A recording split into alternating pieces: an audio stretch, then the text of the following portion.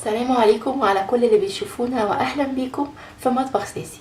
ان شاء الله النهارده هنعمل كيكيه فانيليا وكاكاو ماربل كده، ان شاء الله باذن الله تعجبكم وما تاخدش وقت. يلا نشوف الطريقه.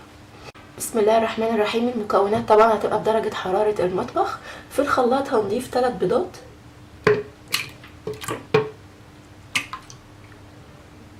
كوبايه وربع من السكر، كوبايه الا ربع من السمنه او الزيت. انا بفضل السمنه لان الزيت في اوقات كتير بيبقى مأكسد والكيك بيطلع لونه غامق.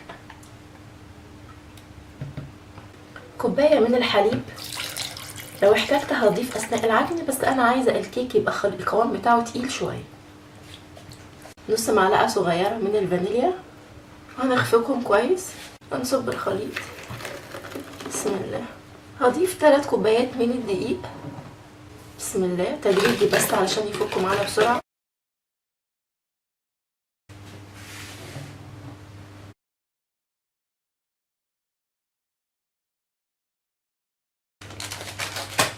عليهم كيس من البيكنج باودر وزنه 16 جرام، يعني معلقه كبيره ونص.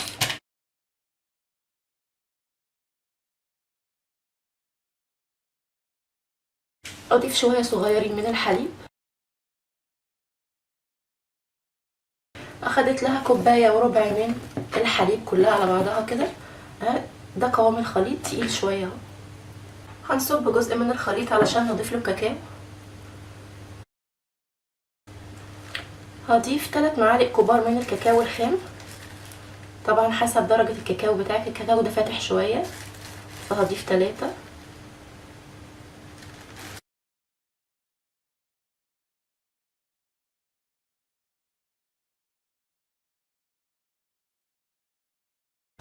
اهو قوام بالشكل ده اهو. معايا صينيه مقاس 25 من فوق ومن تحت 22، هي مقاسها كده. اول حاجه هننزل الخليط الفانيليا.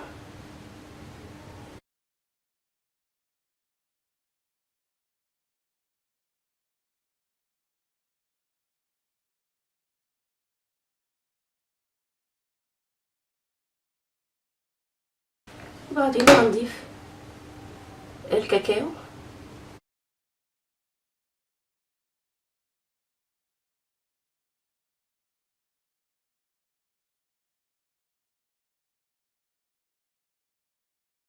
وبخلة هنعمل ماربل كده، وهنرجع نضيف الخليط الفانيليا.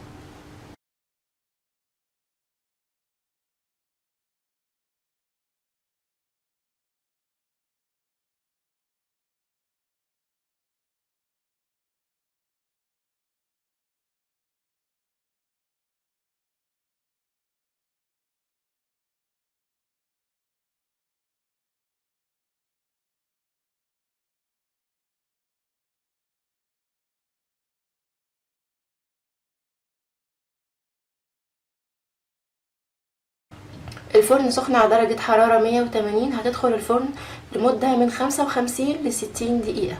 بسم الله. سوري يا جماعة، عندي برد، معلش، انا عارفة صوتي مش لطيف.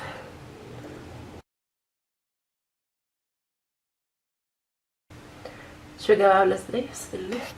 نقرب بس الكاميرا. طرية جدا، سخنة جدا. هسيبها بس تبرد شوية قبل ما نقطعها. وارتفاعها شايفين يا جماعة ما شاء الله قد ايه.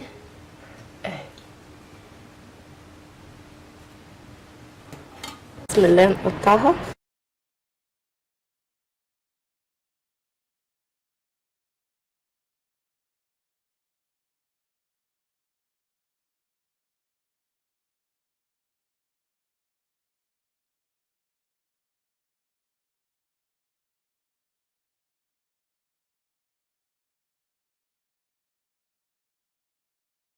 بسم الله أدوق.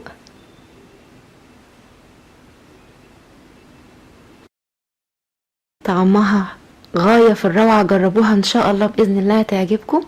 مستنية تعليقاتكم واعجاباتكم على الفيديو ان شاء الله، وما تنسوش تعملوا لنا لايك وشير واشتراك في القناة. كانت معكم ساسي من مطبخ ساسي مصر. باي باي.